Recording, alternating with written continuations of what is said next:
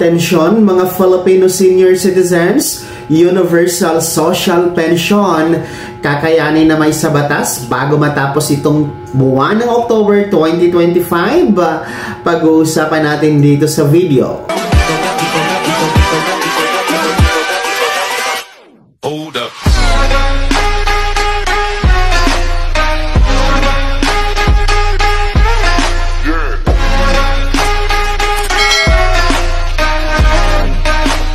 Hello mga ka-vlogs! Welcome dito sa aking YouTube channel. Magandang araw po sa lahat ng mga manonood. Saan po kayong dako sa mundo? Kumusta kayo mga ka-vlogs?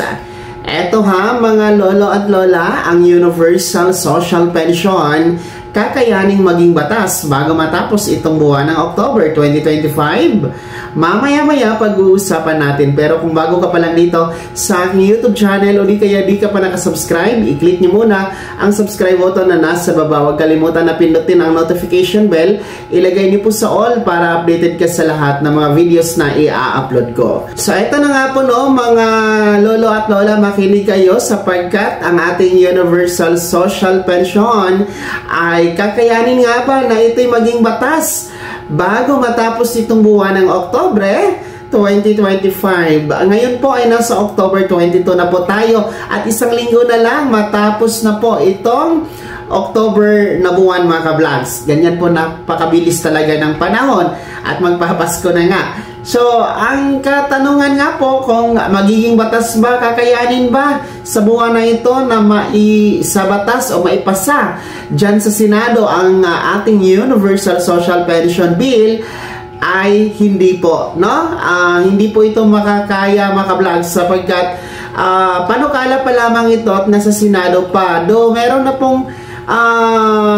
pong hearing na naganap, no, ng mga nakaraan hinggil nga po dito sa Universal Social Pension Bill, pero hindi pa ito final, no? Hindi pa ito final mga ka-vlogs at kailangan pa itong sundan at kailangan pa itong pagbobotohan ng ating mga senador, no? Nang sa ganon ay lulusot ito dyan sa Senado bago ito pupunta sa kay Pangulong Bongbong Marcos at kung ito kanyang pipirmahan o i-veto. So, malabong-malabo na magiging batas ito, magiging aprobado sa Senado bago matapos itong buwan na ito sapagkat napaka-iksi na lang ng araw, no?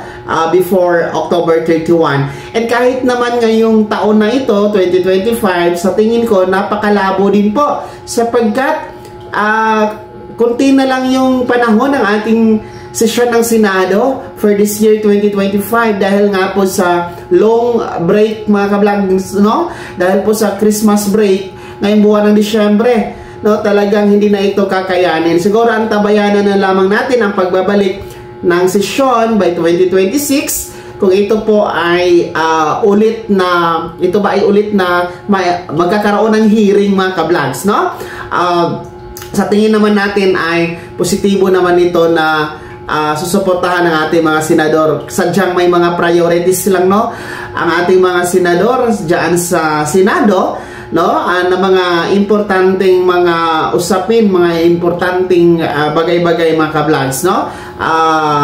Pero ang ating dalangin talaga na sana mailagay man lang nila sa priority itong Universal Social Pension Bill nang sa ganun po ay magiging batas na ito bago matapos ang 20th Congress at mapakinabangan na po ng lahat ng mga senior citizen na mayroong edad 60 pataas, magkakaroon po ng 1,000 piso na buwan ng pensyon na mula po sa ating gobyerno. So uulitin ko ha mga lolo at lola, hindi po magiging batas ang Universal Social Pension Bill bago matapos ang Oktubre 2025. Kaya naman mga senior citizen, ano po inyong komento at reaksyon sa balitang ito? Ibahagi niyo po sa comment section na nasa baba. Pakilakip ng buong pangalan at kung taga saan kayo. Bago ako magtapos sa video na to, kung gusto niyo po sumuporta sa aking YouTube channel, maaari niyo pong i-click ang ating super thanks button na nasa baba. Sa bago gusto maging miyembro, pwede po i-click niyo lamang ating join button. Maraming perks dyan mga ka-vlogs. Be my member now. Sana'y naging gabay ang video na to kahit paano na pag-uusapan natin